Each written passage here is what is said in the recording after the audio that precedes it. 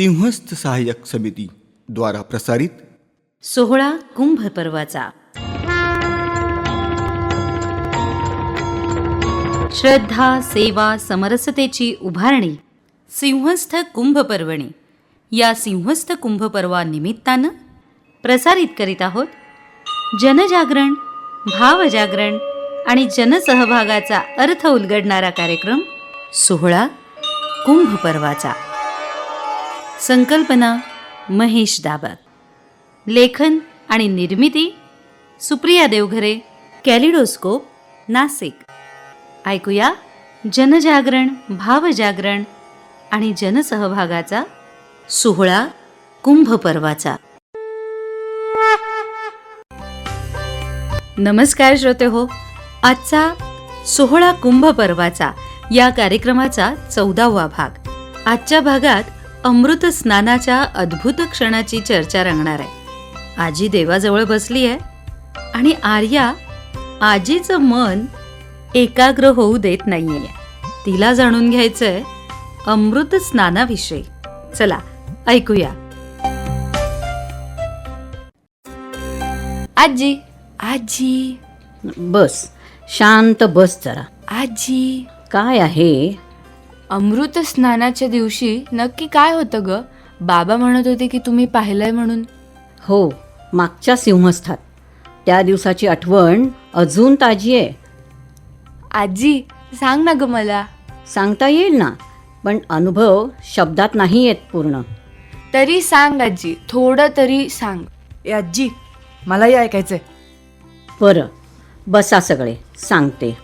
सांग आई, आम्ही पण ऐकतो. जेव्हापासून मला समजायला लागलं ना, तेव्हापासूनचा हा 6वा कुंभपर्व. नाही म्हटलं तरी आता या वयात भावनिक व्हायला होतंच. बाबा, अगदी साहजिक आहे. इतकी वर्ष तुम्ही नाशिकचा कुंभपर्व अनुभवलाय, या आठवणी तर येणारच ना. बरं, इथे बसून ही जे काही सांगते ना ते मी जरा ऐकतो, तेवढाच आपला आठवणींना उजाळा. बसा, मी सांगते ना त्या दिवसाची गोष्ट. त्या दिवशी पहाटे 3 वाजताच उठले मी. पहाटे 3 वाजता उठलीस तू? हो, अंधार होता, पण घराबाहेर पडले तर माणसंच माणसं, लाखो माणसं. कुणाला झोप नव्हती. सगळे एकाच दिशेने चालत होते गोदा काठाकडे. अच्छा, पुढे? रामकुंडावर पोहोचले. अजून पूर्ण उजाडलं नव्हतं, पण मशालींचा प्रकाश होता. मला आठवतं, सगळा परिसर दिव्यांनी झगमगला होता. ढोल ताशे वाजत होते. दुरून जयघोष ऐकू येत होते. हर हर महादेव, जय श्रीराम. मग काय झालं ग आजी? गंगेवर मंत्रघोष सुरू होते. मग आखाडे आले. साधूंची मिरवणूक, हत्ती, घोडे, उंट, अगदी राजेशाही थाटात.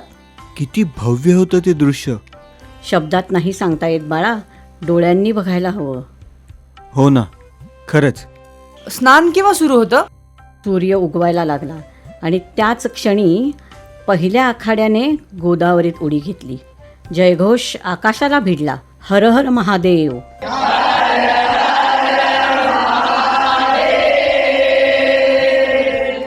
लाखो लोकांनी एकाच वेळी हात जोडले.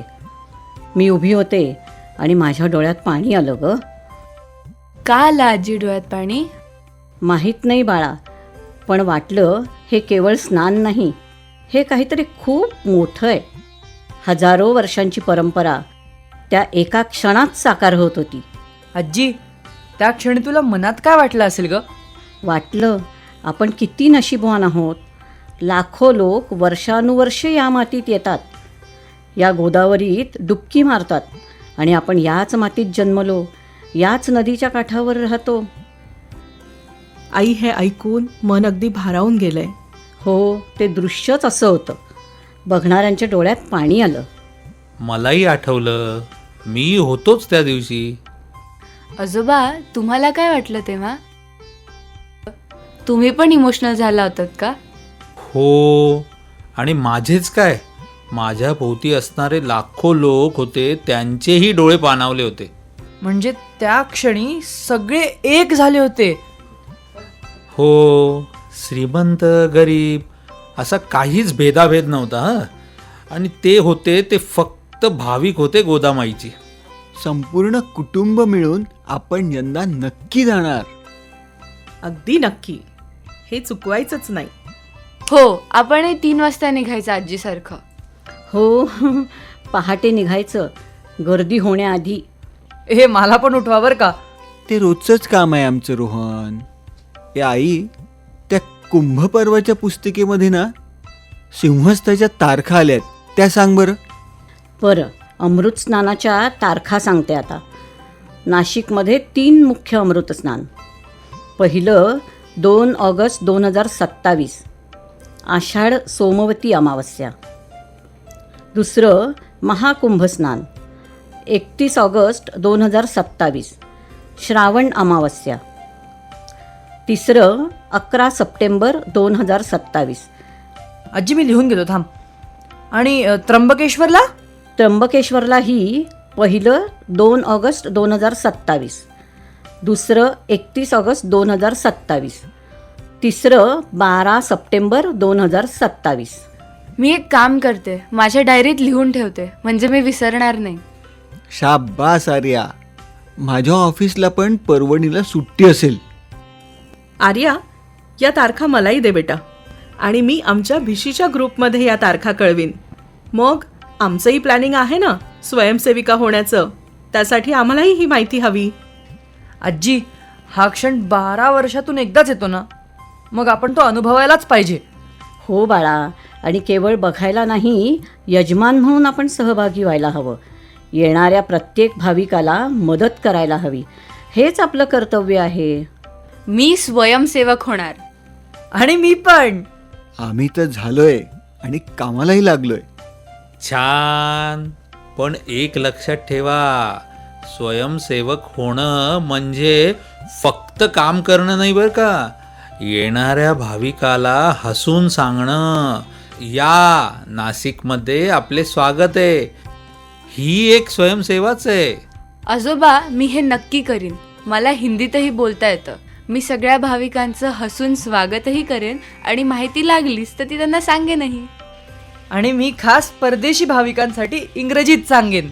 वा, हे तर खऱ्या यजमानाचं काम. आपला कुंभपर्व माझी जबाबदारी.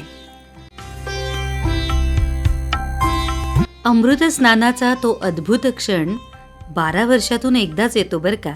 तेव्हा तारखा तुम्हीही लिहून ठेवल्या असतीलच, नाहीतर आपली पुस्तिका आहेच की, ती कायम जवळ ठेवा.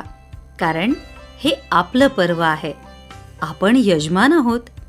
पुढच्या भागात ऐकणार आहोत पेशव्यांचा कुंभ, ऐतिहासिक वैभव याविषयी. आत्ताच आपण ऐकलात श्रद्धा, सेवा, समरसतेची उभारणी सिंहस्थ कुंभ पर्वणी निमित्त जनजागरण, भावजागरण आणि जनसहभागाचा अर्थ उलगडणारा कार्यक्रम सोहळा कुंभ पर्वाचा. सहभाग होता अनिता, सुमंत, रेश्मा, तुषार, तनिष्क आणि स्वरा. संकल्पना महेश दाबक यांची. लेखन आणि निर्मिती सुप्रिया देवघरे, कॅलिडोस्कोप, नाशिक. विशेष सहकार्य आयव्ह्यू एंटरप्राइजेस. सोहळा कुंभ पर्वाचा दर सोमवारी, बुधवारी आणि शुक्रवारी सकाळी 8:30 वाजता FM 101.4 अर्थात आकाशवाणीच्या नाशिक केंद्रावर. तसंच www.nasikkumbparv2027.com या आमच्या अधिकृत वेबसाईटवर हे प्रसारित झालेले भाग आपण पुन्हा ऐकू शकता. आपली प्रतिक्रिया नोंदवू शकता आणि अधिक माहिती आणि प्रतिक्रियेसाठी आपण आम्हाला या क्रमांकावर संपर्क साधू शकता. क्रमांक 70587 20566 70587 तेव्हा भेटूया पुढच्या भागात. तोपर्यंत नमस्कार. कुंभ पर्वात सहभागी होण्यासाठी QR कोड स्कॅन करा. आपला कुंभ माझी जबाबदारी.